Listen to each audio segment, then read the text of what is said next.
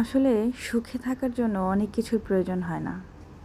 সুখে কতটা আছি এইটা দেখানোর জন্য অনেক কিছুর প্রয়োজন হয়। এই যেমন ধরেন মাঝে মাঝে ঘুরতে যাওয়া, আবার ঘুরতে যাওয়া এখানে সেখানে না, বিদেশ ভ্রমণ করা, যেমন নেপালে যাওয়া, ইন্ডিয়া যাওয়া, কলকাতা, তারপর আরও অনেক দেশ, মালয়েশিয়া, ইন্দোনেশিয়া, এগুলো কয়েকটা দেশ ঘুরতে হয়, ঘুরে আবার ছবি তুলতে হয়। ছবি তুলতে গেলে আবার ফির নর্মাল ফোন দিয়ে হয় না, আইফোন লাগে। আবার ধরেন ঘুরলেন, ছবি তুললেন, পোস্ট করলেন, হ্যাঁ সুখে আছি, খুব সুখে আছি।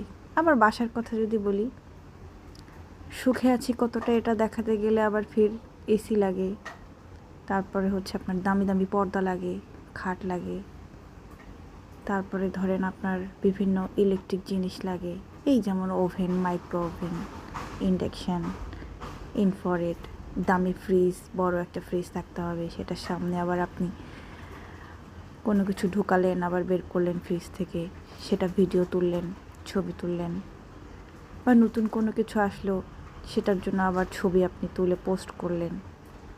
তো এগুলো দেখাতে গেলে তো অনেক টাকা লাগে এবং অনেক কিছু কিনতেও হয়।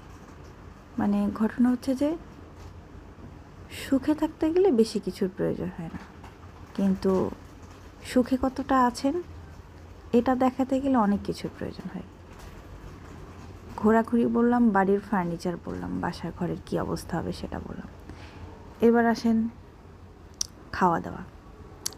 রান্নার ব্লগ করতে গেলে ধরেন আপনার তো সবসময় শুটকি ভর্তা, আলু ভর্তা এগুলো দিলে হবে না। ভালো ভালো ব্লগের জন্য দামি দামি খাবার, মাছ, মাংস, মুরগি, কালিয়া, হ্যাঁ, টিকিয়া, আরও অনেক কিছু। আবার ধরেন বাসায় এগুলো রান্না করে ব্লগ করলে হবে না, রেস্টুরেন্টে খেতে হবে। অ্যান্ড রেস্টুরেন্টে সে রেস্টুরেন্টে হলে হবে না। ফুচকাও যদি খান ফুটপাতে 30 টাকার প্লেটে হবে না, আপনাকে 7 স্টার 5 স্টার হোটেলে যেতে হবে, খেতে হবে। খেয়ে আবার ছবি ভিডিও আপলোড করবেন, তখন মানুষ বুঝতে পারবে যে আপনি সুখে আছেন। তো এইরকম ব্যাপারটা, সুখে হতে গেলে অনেক কিছু লাগে না, আবার সুখে কতটা আছে এটা দেখাতে গেলে আবার অনেক কিছু দরকার। দরকার নেই, আমার সুখের দরকার নেই। কতটুকু সুখে আছি আমি জানি আর আল্লাহ জানে, আমার দুঃখেই ভালো।